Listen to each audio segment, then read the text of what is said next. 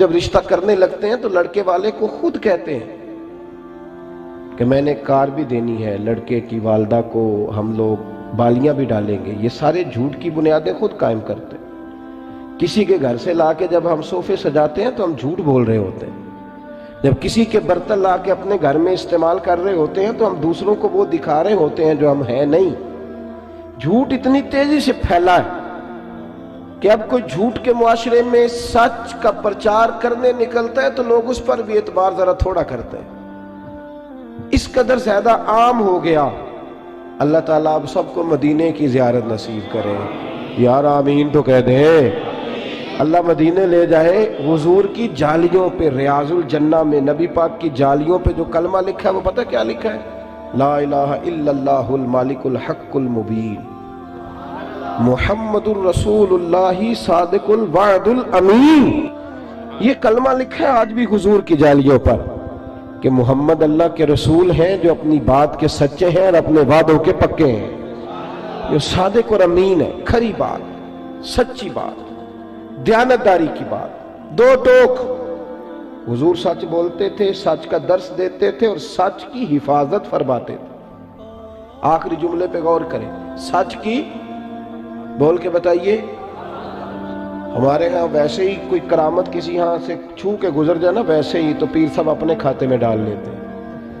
بہت سارے لوگوں نے غوث پاک کی کرامتیں چھپا کے اپنے کھاتے میں ڈال لی. شوق ہی بڑا ہے، حالانکہ کرامت کوئی کمال تو نہیں. صوفیات اس کو کمال ہی شمار نہیں کرتے، لیکن ایسے ہی کوئی گزر جائے نا کہیں سے چھو کے تو لوگ اپنے کھاتے میں ڈال لیتے ہیں. کمپنی کی مشہوری کے لیے اسے پیش کرتے ہیں. جڑے محرم راز حقیقت دے وہ تے راز حقیقت کھول دے نہیں. اے جنہ ویکھیا نہیں او کرن گلاں، جنہ ویکھ لے آؤ تے بول دے ہی نہیں. حضور سچ کی حفاظت کرتے تھے. سچ کی جو روایت آپ کو سنانے لگا ہوں، محدثین جب اس کو نقل کرتے ہیں تو واہ واہ کہہ کے نقل کرتے ہیں. واہ واہ کہہ کے. ایسے بھی ہوتا ہے. پھر میں آپ کے سنجیدہ ذہنوں پر دستک دیتا ہوں، میری بات پہ ملت کے جوان غور کریں.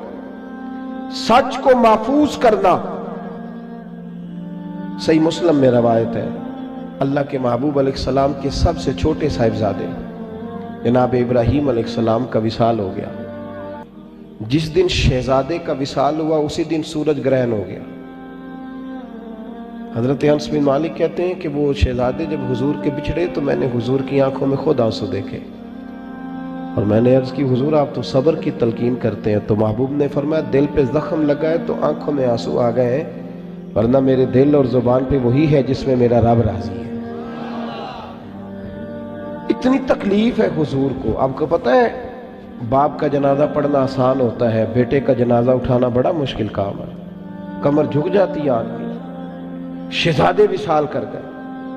وہ دن کتنا مشکل دن ہوگا جب محبوب کریم علیہ السلام نے اپنے شہزادے کو اپنے دست مبارک سے دفن کیا.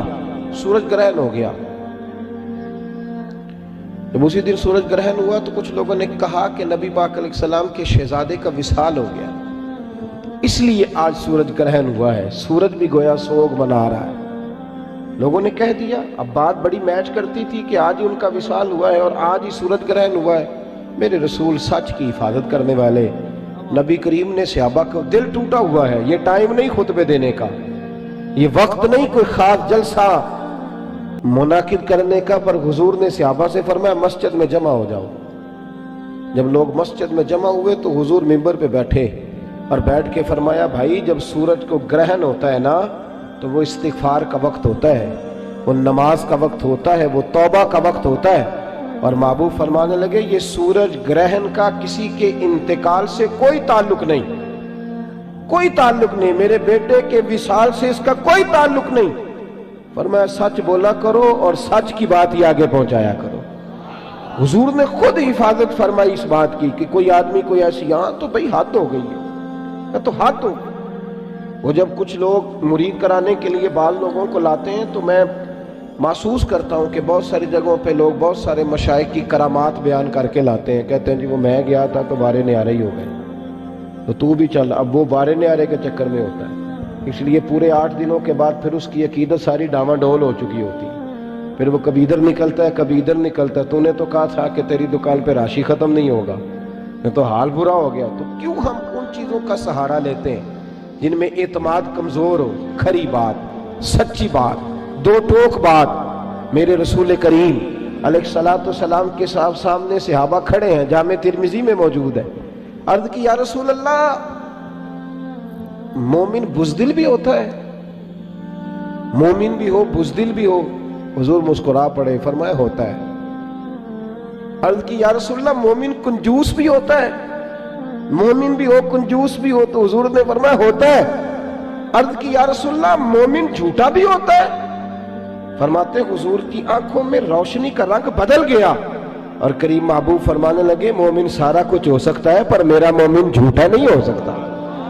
مومن ہو اور جھوٹ بولے، مومن ہو اور غلط بات کرے، مومن ہو اور وہ خلاف واقعہ بول جائے، مومن کبھی جھوٹا، بولیے مومن جھوٹا، ادھر دیکھیں میری طرف، مومن جھوٹا، یہ حضور نے فرمایا۔ اور یہاں حال یہ ہے کہ صرف لوگوں کو، یاروں کو ہنسانے کے لیے لوگ جھوٹ بول رہے ہیں، جھوٹی کہانیاں بنا رہے ہیں، جھوٹی گپیں، جھوٹے واقعات، داستان سرائی۔ خدا را سچ بولیں، سچی بات کریں۔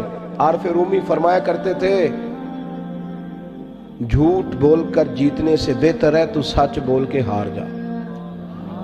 لوگوں کو تھوڑی دیر تکلیف ہوگی تیرے سچ کی، لیکن پھر تیرا رشتہ تو قائم رہے گا، تیرا اعتماد تو قائم رہے گا۔ اخلاق حسنہ کا پہلا جو سچ بولنا، کھری بات کرنا، دیانتدار رہنا، کبھی بھی کسی مقام پہ بھی کچھ بھی ہو جائے آپ صاف ستھری بات کریں، دو ٹوک بات کریں۔ سیاستہ میں روایت موجود ہے، حضور صلی اللہ علیہ وسلم جب بدر کے لیے تشریف لے کر کے گئے تو دو جرنیل قسم کے صحابہ، گھوڑ سوار، تیر انداز، پیچھے رہ گئے۔ ان کو بعد میں پتا چلا کہ وہاں تو یہ تو گئے تھے نا ایک قافلے کے لیے، لیکن وہاں جنگ کا ماحول بن گیا، تو بعد میں خبر آئی کہ وہاں تو پوزیشن جنگ کی بن گئی۔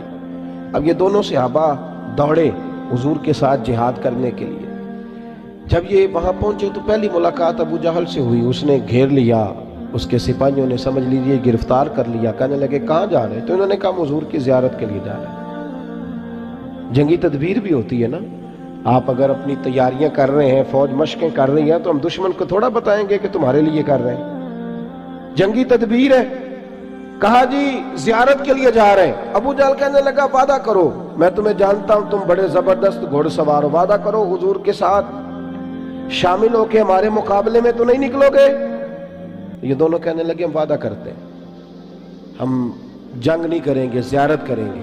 اب جب وہاں پہنچے نا حضور کی بارگاہ میں، عرض کرنے لگے یا رسول اللہ صلی اللہ علیہ وسلم، ایک شخص کی یہاں ضرورت ہے، وہ 1000 ہے، ہم 313 ہیں، اور ہیں بھی وہ سارے اسلحے سے لیس، ہمارے پاس عددی اکثریت بھی کم ہے، اسلحہ بھی تھوڑا ہے۔ یا رسول اللہ صلی اللہ علیہ وسلم، جب ہم آ رہے تھے تو ابو جہل ملا تھا رستے میں، اس نے ہمیں روک لیا، روک کر کے کہنے لگا کہ تم جنگ لڑنے جا رہے ہو؟ تو حضور ہم نے کہا نہیں، ہم تو زیارت کے لیے جا رہے ہیں، ملاقات کے لیے جا رہے ہیں۔ اور حضور یہ تو جنگی تدبیر تھی، جب میں بات کرتا ہوں تو اپنے لفظوں میں کرتا ہوں نا، اور جب آپ بات کرتے ہیں تو اپنے لفظوں میں، اپنے لفظوں میں۔ حضور ہم نے کوئی رکنا تھوڑی ہے، ہم تو آئے ہیں جہاد کی نیت سے، وہ تو ہم نے جنگی تدبیر کی۔ اس کو یہ کہا، کہتے ہم نے اپنے لفظوں میں بات کی پر حضور خاموش رہے۔ عرض کی یا رسول اللہ کچھ فرمایا نہیں؟ تو نبی پاک کہنے لگے نہیں بھئی تم نہیں جنگ لڑ سکتے، اللہ کرے آپ کو سمجھ آئے۔ کہا آپ نہیں جنگ لڑ سکتے؟ یا رسول اللہ کیوں؟ فرمایا تم وعدہ کر کے آئے ہو، اور کنز المال میں یہ جملے موجود ہیں۔ ایک صحابی نے کہا حضور وعدہ تو کافر کے ساتھ کیا ہے، تو محبوب فرمانے لگے خاموش ہو جاؤ، وعدہ کافر سے کیا ہے، کیا تو ایک مومن نے ہے نا، اور مومن کبھی جھوٹا۔ دیکھیں نا عجیب چکر ہے نا، مومن کہتا ہے جی نہیں جی مجھے یہ سودا جی پڑتا ہی 10,000 میں ہے، اور پھر 4,500 کا بیچ دیتا ہے۔ بھئی آپ کل تو کچھ اور کہہ رہے تھے، آج آپ کچھ اور کہہ رہے ہیں۔ مومن ہو اور جھوٹ بولے، غلط بات کرے، دروغ کوئی سے مظاہرہ کرے، اور اس قدر زیادہ اب تو لوگوں نے جھوٹ بولنے کا طریقہ سیکھا ہے، نام بدلا ہے، کہتے ہیں جی میں نے بہانہ کر دیا تھا، اور بھئی تو صاف کہہ میں نے جھوٹ بولا تھا، تو صاف بات کر۔ جھوٹ سکھایا جاتا ہے، ٹریننگ ہوتی ہے۔ صبح جب سیل مینوں کو ٹرین کیا جاتا ہے تو مالک بتاتا ہے تم نے آنے والے کو شیشے میں کیسے اتارنا ہے۔ یاد رکھو میرے رسول کریم علیہ السلام کے جملے حقیقتوں کے قریب حضور نے فرمایا میں یہ نہیں کہتا کہ تم جھوٹ بول کے مال بیچو گے تو تمہارا مال نہیں بکے گا، یہ نہیں کہتا. فرمایا جھوٹ بول کے مال بیچو گے تو مال تو بک جائے گا. توجہ کرے میری بات پہ کیا عرض کر رہا ہوں. حضور فرمانے لگے جھوٹ بول کے بیچو گے بک جائے گا مال، مال بکے گا اور اس میں برکت نہیں رہے گی. اس میں برکت بھائی اب تو یہ حال ہو گیا ہے کہ لوگ کہتے ہیں جھوٹ کے بغیر کام ہی نہیں چلتا.